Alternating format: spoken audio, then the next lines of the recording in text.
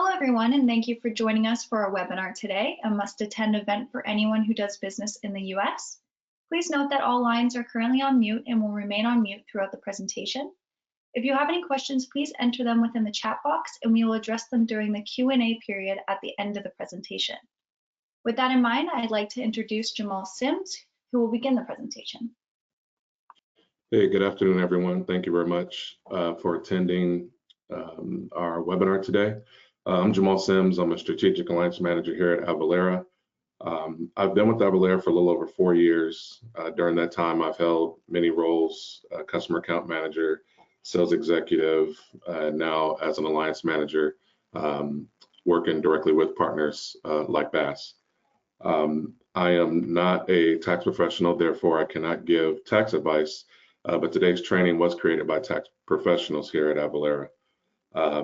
We will have time for questions at the end, so please enter those questions into the chat box. We'll be happy to answer those questions for you. And with that, we'll go ahead and get started. So our agenda for today, we're going to talk about the impacts of COVID-19, 6 ways states may increase tax revenue in 2021. You know, a lot has changed. There's so many different things that happened in 2020 with COVID. You know, right now we're just talking about the weather. All of these things impact the buying habits and the way that people spend. Noteworthy sales tax changes. Of course, we'll talk about industry impacts, and we'll talk about technology and sales tax as well, and of course Q&A at the end there. So COVID has really changed the entire game. You know, tax revenue for states has been a roller coaster. The Supreme Court decision with South Dakota versus Wayfair and the economic Nexus law becoming constitutional in 2018 had far-reaching effects in 2019. But 2020 just completely threw us for a curveball. We've seen most every company being affected in some way, from supply chain and operational changes to the buying habits of both companies and consumers. Brick and mortar businesses being restricted as far as capacity, which has in turn driven e-commerce to new heights. You know, I think about probably one of the biggest changes that you saw right away was the gym. You know, gyms being closed and the change for people going to creating garage gyms, people riding bikes and everything. There were so many different things that changed with COVID. The B2B and B2C e-commerce acceleration has been unprecedented. This has been a new and sometimes scary procurement avenue for companies. And finally, a handful of states have enacted some relief for some businesses or for businesses affected by COVID. And we'll dive into those a little bit more in depth. Here's some interesting stats. On Cyber Monday 2020, there was $10.8 billion spent. 10.8 billion, 63% more consumers shopped online. How many times a week does Amazon come to your house? I know it comes to my house quite a bit. 14% decrease in brick and mortar shopping. That's a sad stat to see, as almost 98,000 businesses have closed as of August 2020. We are seeing spending still happening, but these dollars are really being spent in an e-commerce buying experience. When we talk about states and the COVID effect on revenue, all you need to do is look to the right graph to see the effects. Nevada, home of Las Vegas and the hub of in-person entertainment, is down a whopping 26%. My parents live not far from the Las Vegas Strip, and it's weird to be in Vegas right now and to walk down the Strip. And it's come back a little bit now, but you know, 3-4 months ago, it was a ghost town, and it was, you know, sad to see because there's a lot of people who lost their jobs. California down 17%. States will be looking for ways to bridge these deficits, and sales and use tax are certainly top of mind and ways in which to do so. The expectation is over the next 2 years, deficits are likely to exceed $500 billion, and that's huge. Sales tax is, for the majority of states, 49% of their revenue comes from sales tax. So when you have all of these businesses and everything that are closed, not generating sales tax, the businesses are losing out on that money, but it's also they're not able to pass that revenue on to the states for the various programs. So we're going to now speak to a few ways in which states could bridge these deficits and increase revenue in 2021. States can broaden their sales tax base to include previously exempt goods and services. These can include groceries, digital services even for, we're talking about the US, but even digital services in Canada is something that recently changed. They're expecting $1.2 billion in revenue over the next 5 years from taxing of digital services. So Netflix, Amazon Prime, you have these Canadian-based providers that are already paying these taxes. And so with this influx that really took place with everyone being home during COVID-19, now those taxes are also being passed to these companies outside of Canada. So you're going to see states challenging the taxability rules of certain industries and goods. Taxing more products increases revenue, but it's also harder to sell. Maryland, Nebraska, New York, and DC proposed new taxes on digital advertising, which is, this is a growing industry for Avalara. These companies are now being subjected to collect sales tax in states they never had to previously. The main thing to note here is states that can make and modify their own rules. 45 states collect sales tax. That means you have 45 different governing bodies that can make changes. You throw in a state like Colorado, and it makes it even more convoluted as they are a home rule state. So they have different cities, taxing jurisdictions, as well as a state that can decide on how they tax goods. This is one of the biggest pain points for companies that they face in the ever-evolving landscape of taxability and the changes that states can, individually enact. Uncovering registered remote sellers. So, this is going to be a focus moving forward for states in ways as they attempt to collect this revenue. So this is an area that has a lot of companies panicking and other companies taking the ostrich approach by sticking their heads in the sand and hoping it goes away. It makes me think about there's a bike commercial. There's a bike shop and they talk about how sales were flowing pre-COVID. And then when COVID hit, everything came to a stop. So they moved everything online, changed the way they did business. They started having meetings with clients and everything via Zoom. And I thought to myself, I hope that this company has a good compliance solution, because I'm sure auditors are seeing this commercial and saying, hey, I bet they've got some sales in our state now. So I'm sorry to say that, of course, this isn't going away. Economic Nexus was established by the South Dakota versus Wakefield ruling, and that's caused a lot of companies to create Nexus where they didn't know they were supposed to be registered or collecting sales tax. You really need to get proactive in determining where you have Nexus or the obligation to collect sales tax based on your business practices. So you know where you may have liability.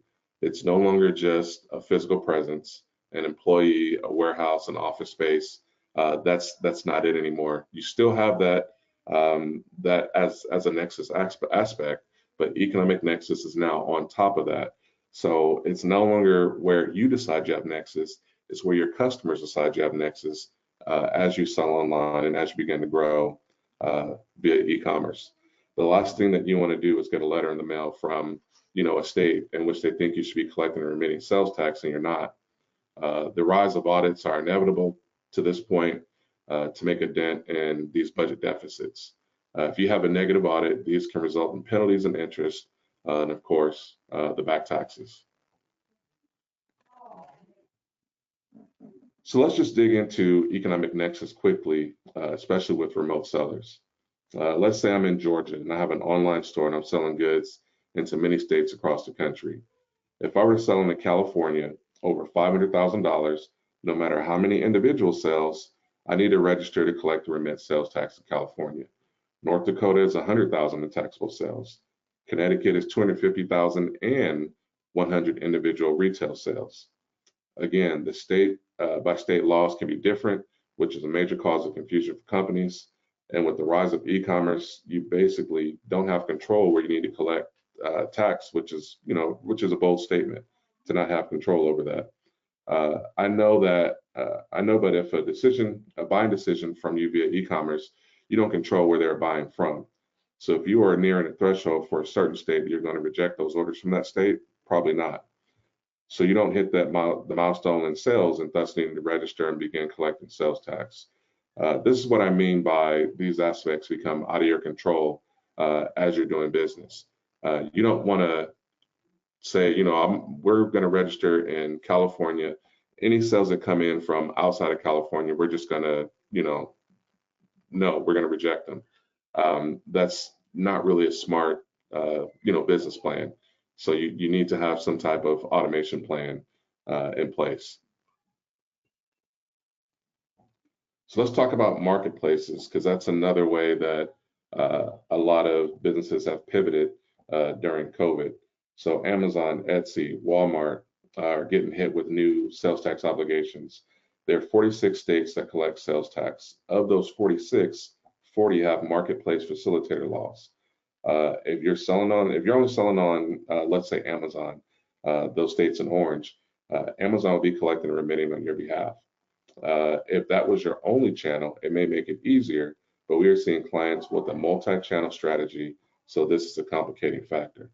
You sell also on Amazon, but you also have your own e-commerce site and you invoice out of Sage. This can get complicated quickly. If you do FBA or fulfillment by Amazon, there are cases where you may have to collect and remit yourselves. There's another benefit of automation by a company such as Avalara. Once you set up and configure Avalara, you can automate this entire process. Another aspect that you have to keep in mind, consumer use tax.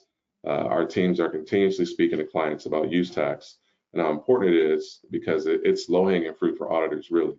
One example we discuss, I'm a business owner in Georgia. I have 15 employees and I need to buy all of them laptops. I bought the laptops in North Carolina and didn't pay sales tax.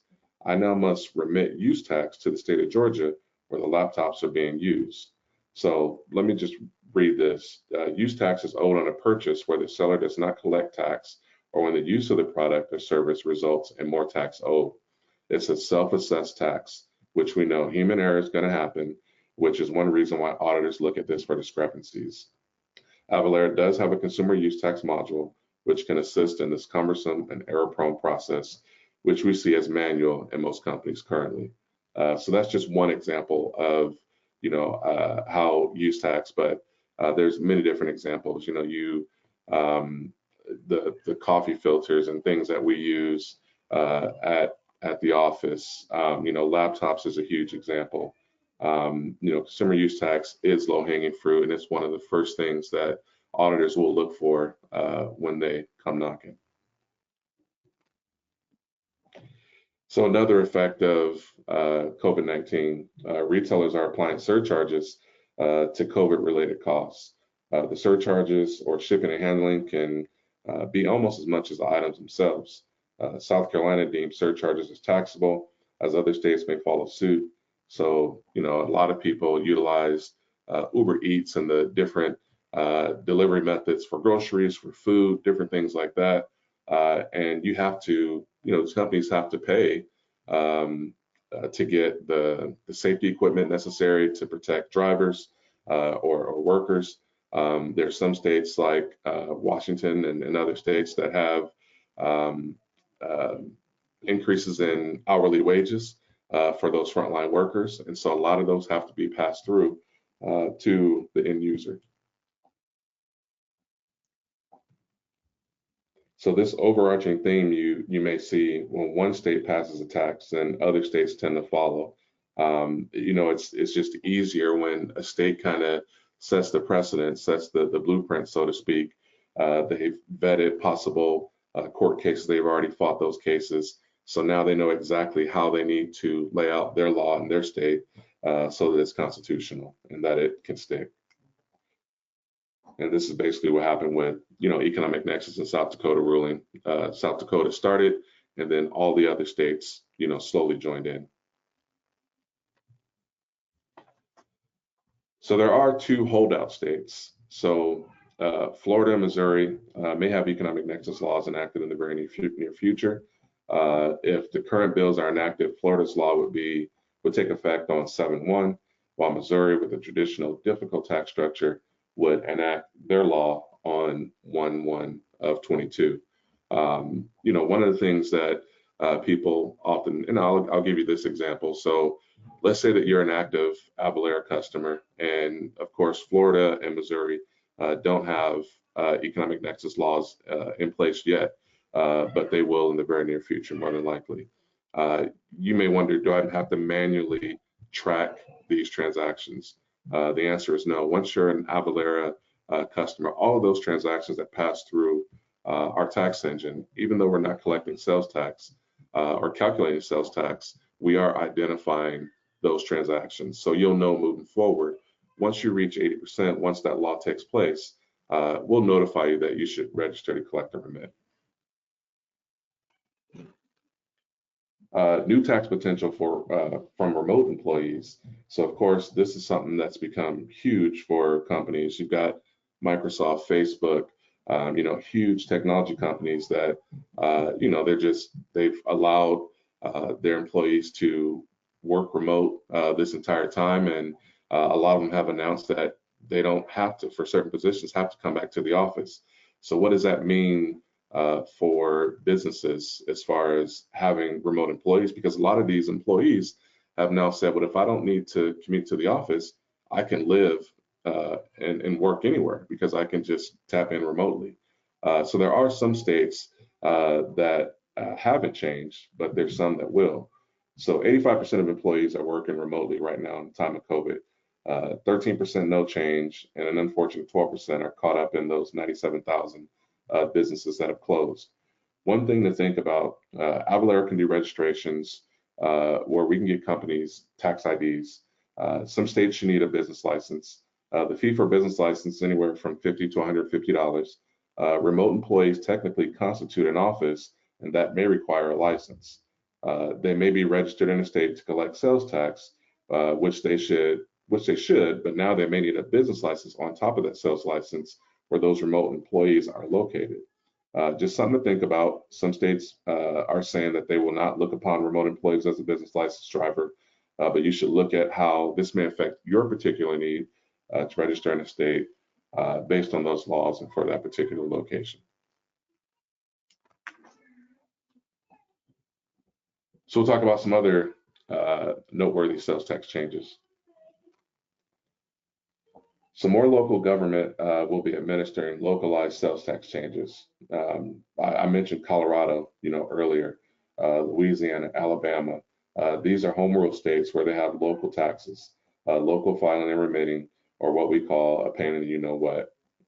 Those are some of the most challenging states out there.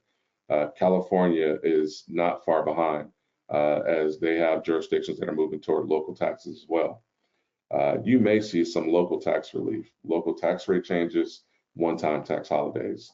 Some states are looking at or already have here in the U.S. legalized and are now taxing marijuana. More states are looking at this as a huge tax dollar influx, and with these budget gaps, this is a very enticing avenue for additional tax revenue. This is an industry that is one of the more challenging, as it is not federally sanctioned at this point. With the new administration in office, will it happen? Who knows? Maybe it will, but when you look at the different, challenges that we have, state and federally, that's one way that they could look at closing some of these budget deficits. Cigarette, tobacco, vaping taxes, we're seeing more state taxes increase these taxes, and we foresee more following suit. So we mentioned digital goods and services a few times in this presentation. Only a few states currently tax digital goods and services, but we're seeing some changes as so many things are shifting to online digital goods. Just look at what Zoom has done over the last 13 months. When you see a shift to online sales, this is an easy thing to change. We have digital happy hours, digital advertising. This is a huge area of growth that has historically been non-taxable. This can create the need to register and begin collecting and remitting taxes for these traditionally non-taxable companies. And just a note out there for anyone who doesn't know, never collect tax before you've registered in a state. That's illegal. So make sure you register to collect sales tax before you actually begin collecting. So let's talk a little bit about global. So VAT, or value-added tax, it's like a sales tax but international. This can be adjusted, but it has been their go-to for tax relief. The European Union has enacted a waiver of customs and duties on medical devices and PPT until April 2021. The EU is looking to get this waiver for the vaccines and testing kits as well. If you're selling direct to consumer intangible personal property and are in the US and looking to ship internationally, you will need to make some business decisions on how you go to market, because you will need to pay these duties and tariffs to import the goods. How you handle these can really impact your buyer. There's stories out there right now of people who, retailers that are actually burning their products because it's too expensive to ship back. The end user or the buyer, when they realized how much they would have to pay in duties and tariffs, they refused the order. And so now you have these goods that are sitting in customs, and they've just decided to burn it because the cost to ship it back is just too much. So Avalara has a product called Cross Border that can assist with these harmonized system codes. So each country has a code as well as each product, and you will also have to decide if you want the duties to be charged in the shopping cart or when it gets shipped, and have that buyer ship it. But someone has to pay those duties to get it into the country. So just keep in mind that this is just another one of those strategies that you need when shipping internationally, and know that Avalara can help.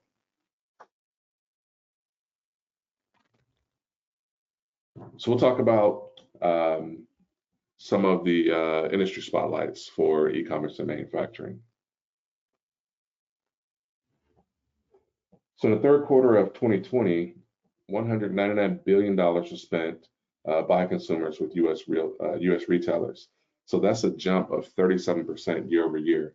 So e-commerce was booming even before the pandemic, and then the pandemic accelerated that growth by 5 years.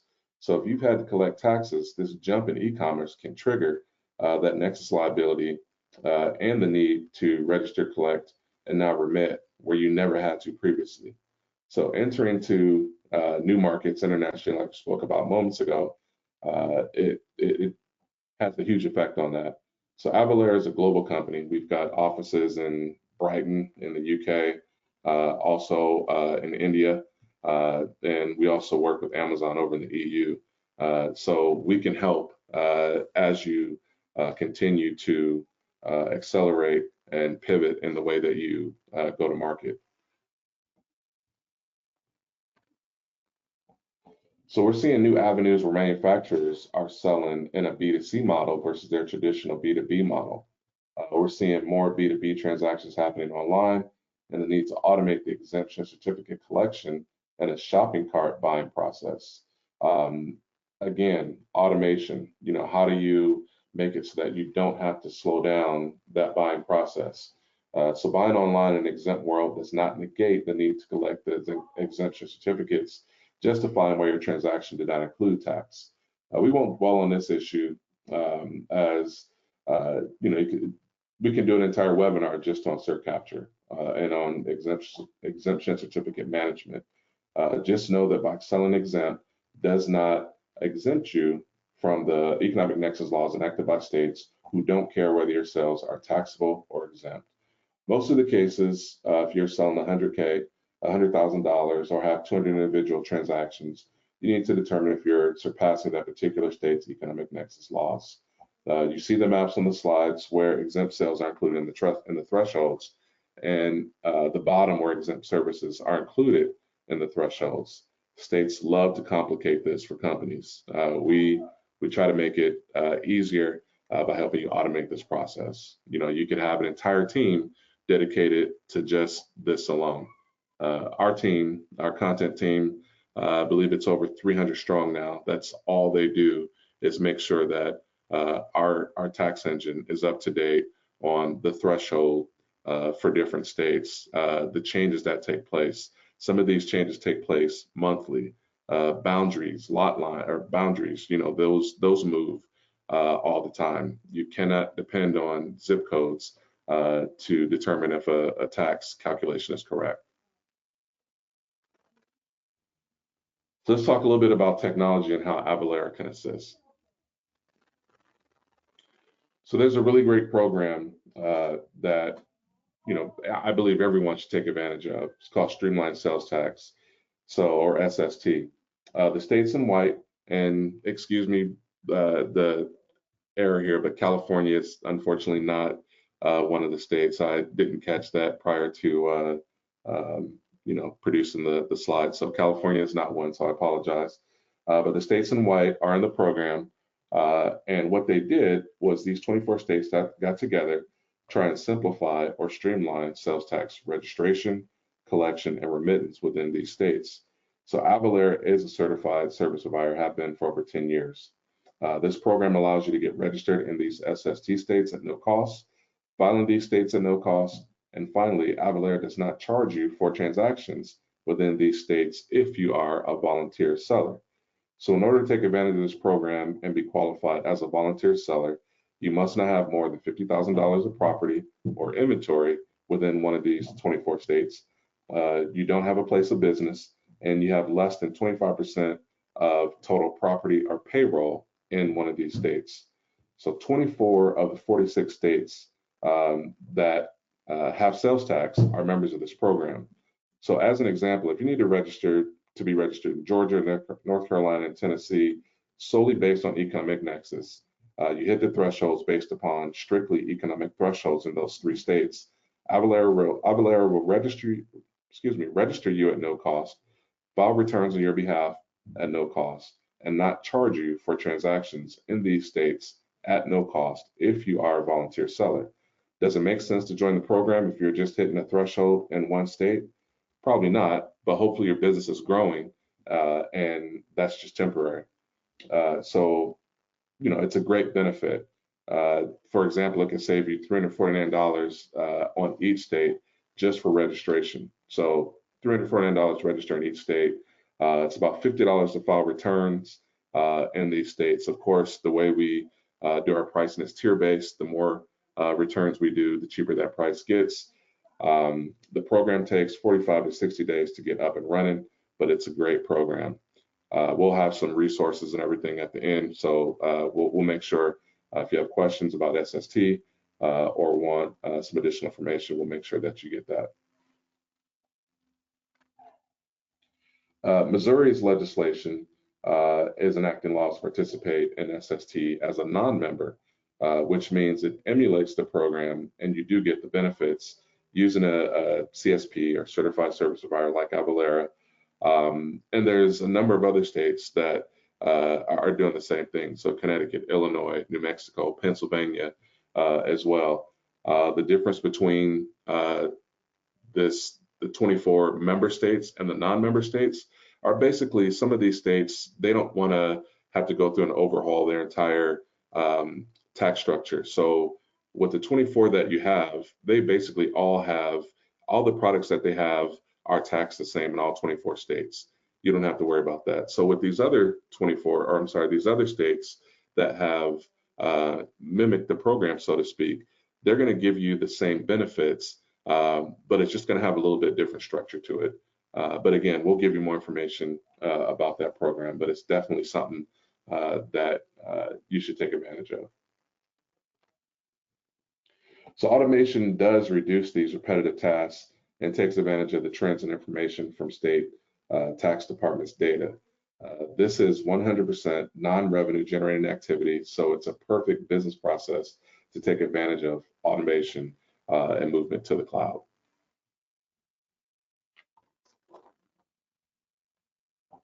And yeah, in the midst of COVID-19, sales tax is the last thing businesses need to worry about. So we'll talk a little bit about our compliance suite and what that flow looks like. So this is our suite of products. Our AvaTax engine plugs directly into your sales tax, plugs in directly wherever there is a sales tax transaction. So if you're using Sage, you've got an e-commerce integration that you're using, you've got a point of sale system. We also have capability manager exemption certificates for your exempt sales, and of course, remit the sales to the different treasury. The workflow is as simple of a transaction happens, and it calls our AvaTax cloud-based system where this transaction is taking place, and it asks basically some simple questions. Do I have Nexus there? Am I obligated to collect sales tax in that particular state? Yes or no? Who am I selling to? Are they exempt? Do I have a valid certificate on file? Yes or no? If you have, with the Avalara, if you have a certificate on file, it'll automatically return that zero tax calculation and apply that certificate to the transaction. And then finally, what am I selling? So we're looking at is the product, what is that product taxability at that exact location that I'm selling? And Avalara comes back with a sales tax calculation based on that workflow, and that happens in less than a second. We call it the sub-second challenge, where it basically goes through that entire workflow from the time a customer hits go in your shopping cart. We're able to return that sales tax calculation based on many different things that we track content on in less than a fraction of a second. So I had of course, there's clients out there and they say, well, why do I need Avalara? 99% of my transactions are exempt. Of course, great, that's wonderful. One less thing you have to worry about. But, an example is, I had a customer and they said, I have 10,000 exempt customers. So how are you managing that many certificates? Do you have some type of system in place? Do you have a paper file? What are you doing? How are you managing that?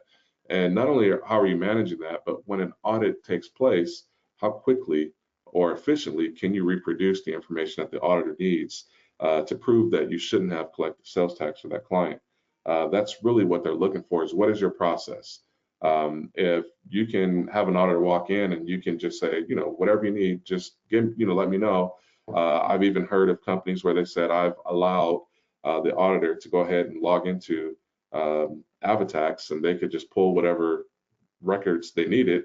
They were in and out. If you have a system where they feel like it's not a great system, they're going to park, in one of your offices and take the time to really vet that process. Where if you have automation in place, that process is not only easier, but it gets the auditor, out of your hair much faster. And again, as I spoke about, we have some really great resources for additional information. If you'd like to have a discussion on how Avalara can help with your sales and use tax compliance needs, reach out to to BAASS and the team there, and they can direct you to me or the correct resource here at Avalara. We're more than happy to discuss your business and determine a path forward and what may be the best solution for you. And with that, of course, you can learn more at avalara.com. And we'll take some questions if there are any. I do have a few questions here. So the first one I have is, what happens if I sign up for the Streamlined Sales Tax Program and I qualify initially as a volunteer seller, but then I hire an employee or open a warehouse in a participating state? So great question. So, there's many different things that takes place. So once you register or sign up for the SST program, as being a certified service provider, one of the things that we have to do is audit our participants each year. And so we need to find out for these states, because they are paying for these transactions to be free. So those free transactions, or those free, of course, you're already registered, so they're not going to go back and try to charge you for that registration. Any returns that you have moving forward, you will start to pay for those returns at the same rate that you're already paying for those non-SST states that you have with Avalara. And then with those transactions that are taking place in those states, so let's say that you've got 25,000 transactions that you do annually with AvaTax.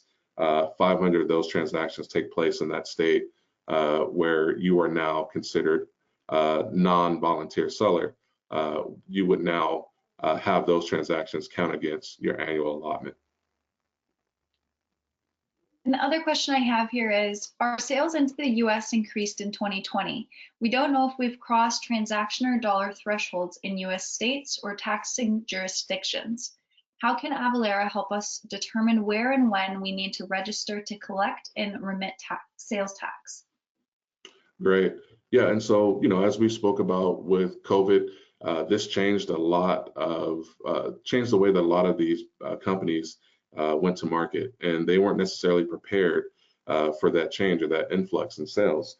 So if this is prior to you becoming an Avalara customer, we have a resource on our website, and we'll make sure that you have access to that information where you can, at a high level, input some information.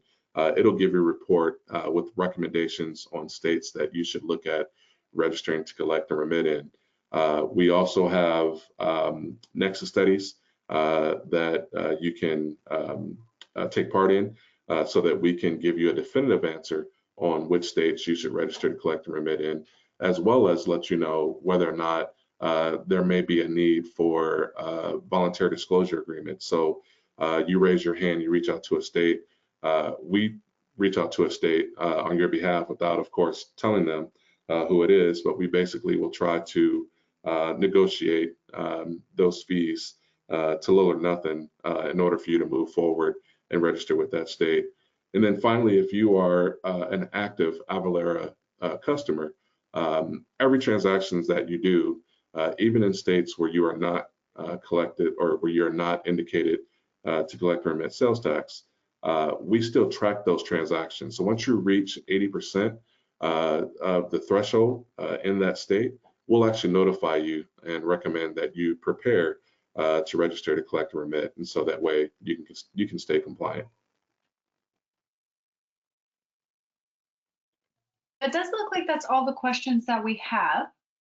So with that being said, I'd just like to thank everyone for taking time out of their busy day to attend, as well as you, Jamal, for presenting today. Thank you. I appreciate the opportunity. Thank you very much. And as a note, everyone will receive an email with the recording once it becomes available. I hope everyone enjoys the rest of their day. Thank you. Take care.